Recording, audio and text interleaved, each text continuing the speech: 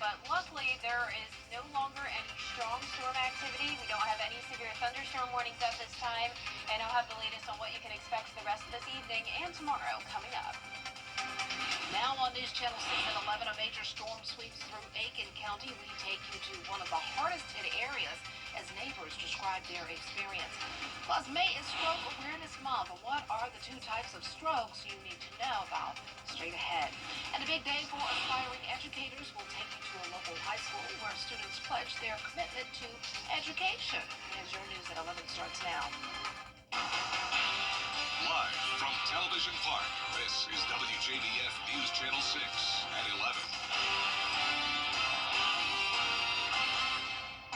Good evening, everyone. I'm Dee Griffin. Thanks so much for joining us. Coverage you can count on begins with Aiken County, where cleanup is underway after a tornado ripped through the community this morning. The National Weather Service confirms this afternoon that an EF1 tornado hit Warrenville around 3:30 this morning. Augusta Road at Piney Heights took a direct hit. Down trees blocked the intersection and knocked down power in some areas.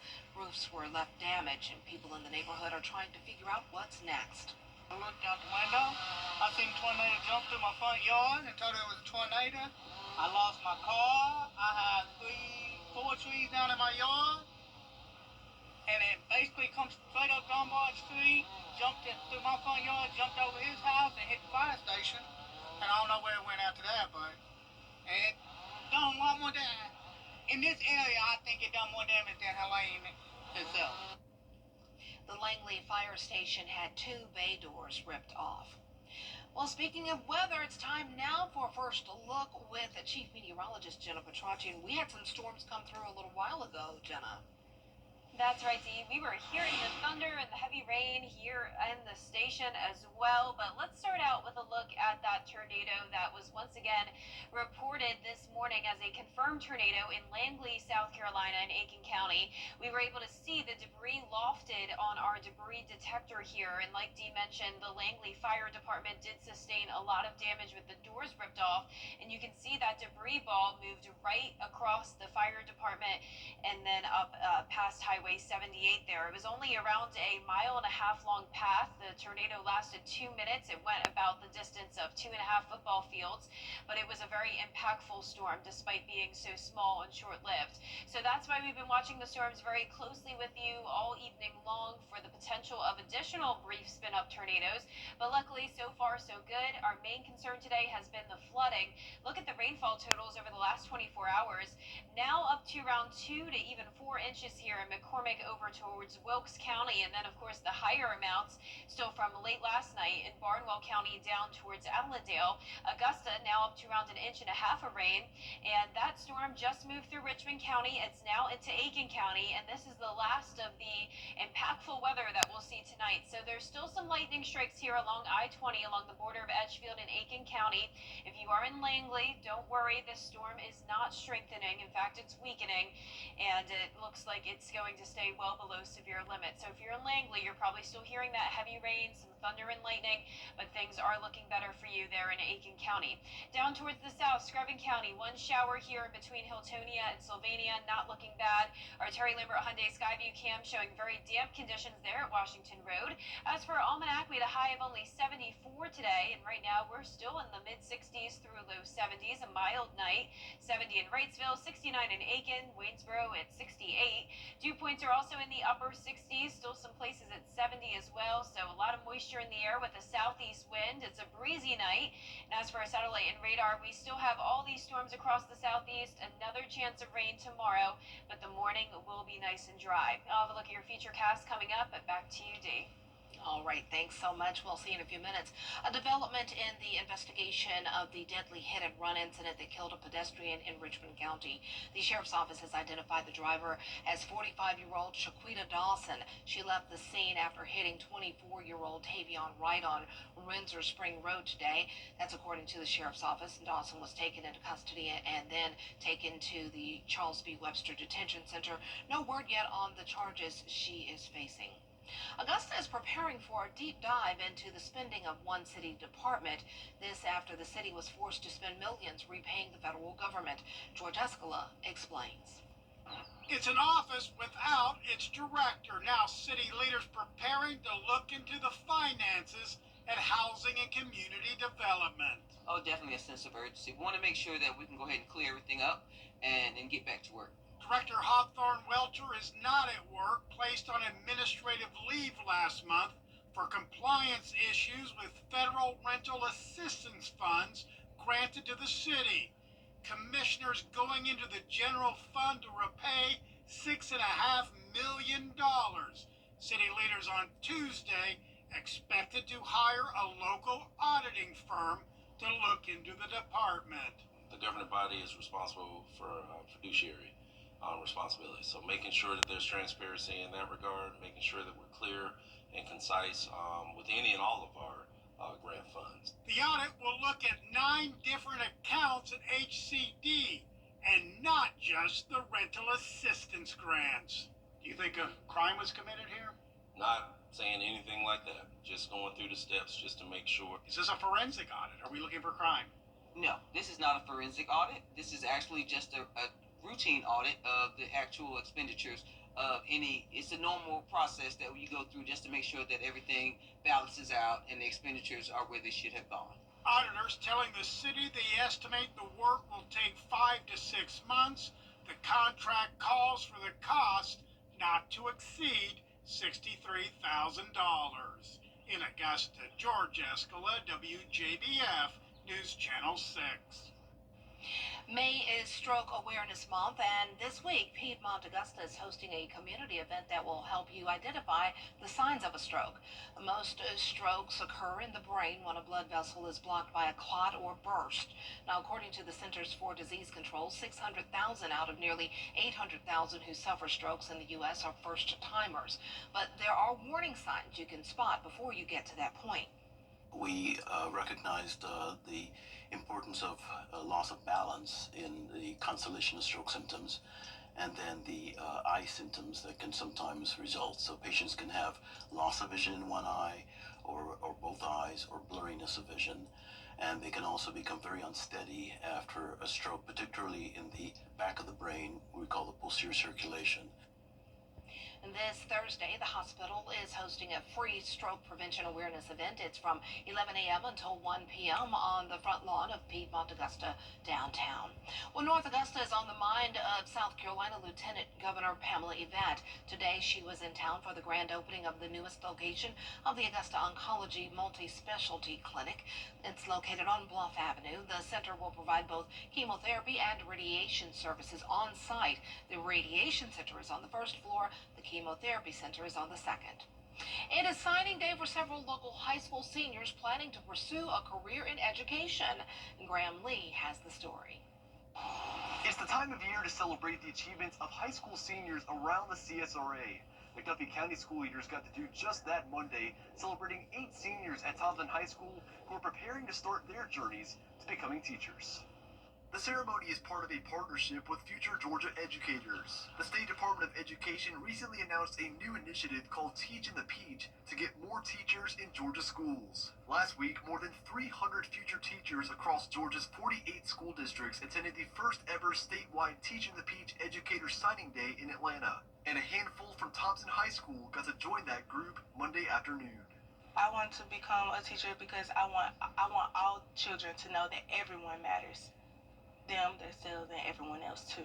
And just helping the kids, you don't realize how many kids just have speech disabilities and how much it affects their everyday learning, and I've learned that a lot.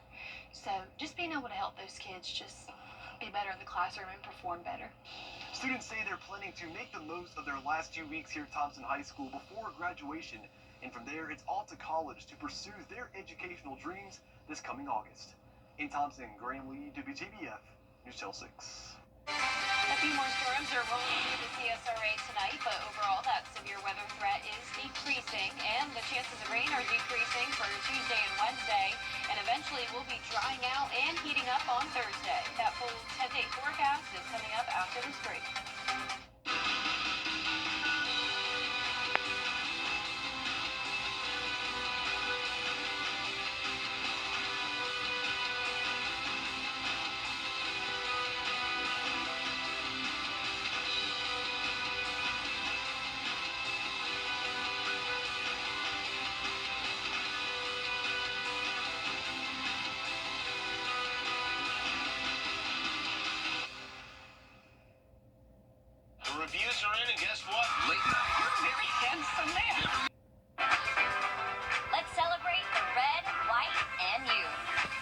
Rooms to Go Memorial Day sale. Shop the hottest new pieces, the coolest new rooms, everything you need to fall in love with your home all over again. Online or in store.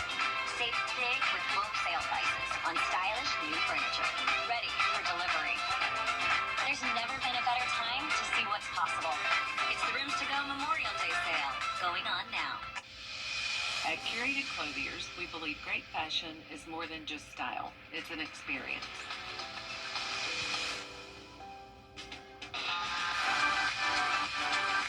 We're redefining customer care with personalized service and exclusive shopping experiences.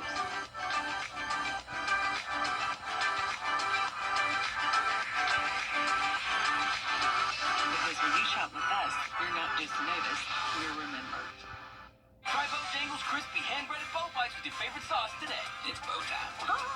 Get epic discounts up to 75% off, from electronics to home decor to everything in between. It's a new deal every week. Just scan the QR code or enter WJBF.com and click on Marketplace to start saving now.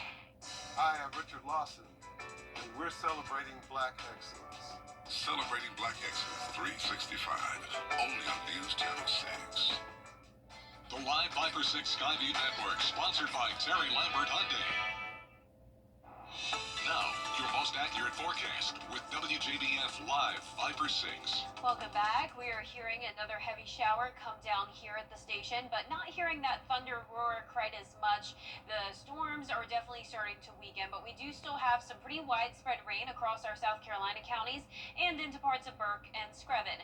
Here's a closer look at Augusta and Aiken. You can see all of that lightning is across the river here along the border of Edgefield and Aiken County. So downtown Aiken, you have a very heavy downpour over you now, but notice no polygon, so no special weather statement, no severe thunderstorm warning, and no tornado warning, thank goodness. But we do have this shower here along parts of I-20, Martinez, into downtown Augusta, and then down towards the south. Here's this one spotty shower outside of Hiltonia, some light rain around Girard and Sardis, and you can see the rainfall estimates now over the past 3 days are significant, anywhere from really 3 to 9 inches. We even had those western counties in the CSRA really see those totals climb today, with some flooding going on in parts of Wilkes, McCormick, and Lincoln County, and definitely some ponding on the roadways here in Aiken as well. This is our Terry Lambert Hyundai Skyview cam with that heavy rain currently coming down. We're sitting at 65 degrees, a southeast wind of 6 miles per hour, dew point of 64,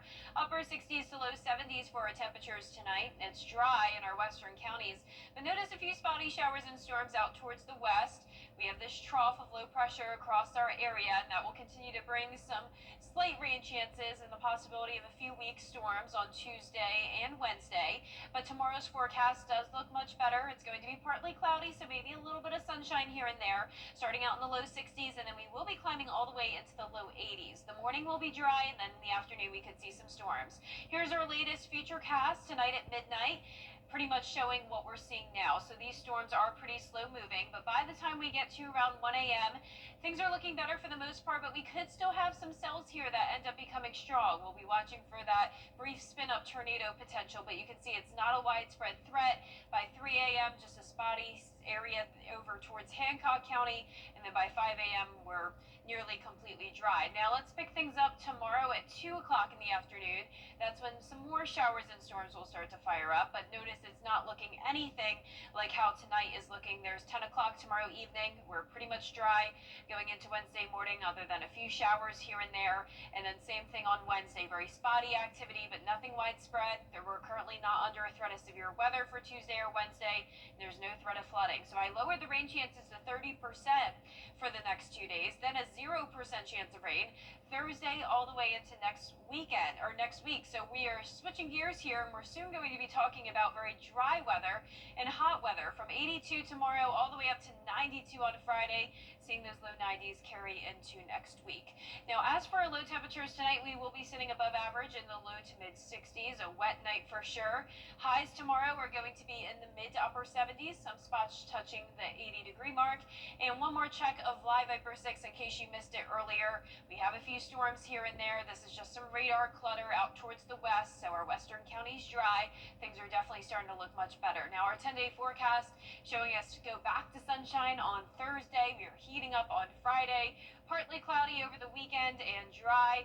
And we're continuing to see that dry weather as we go into next week and the hot weather as well. But yes, things are looking better on Live Viper 6, but we'll still be watching it with you as we go into the overnight hours in case we have some strong storms develop. Yeah, it's still coming down here, and hello 90s.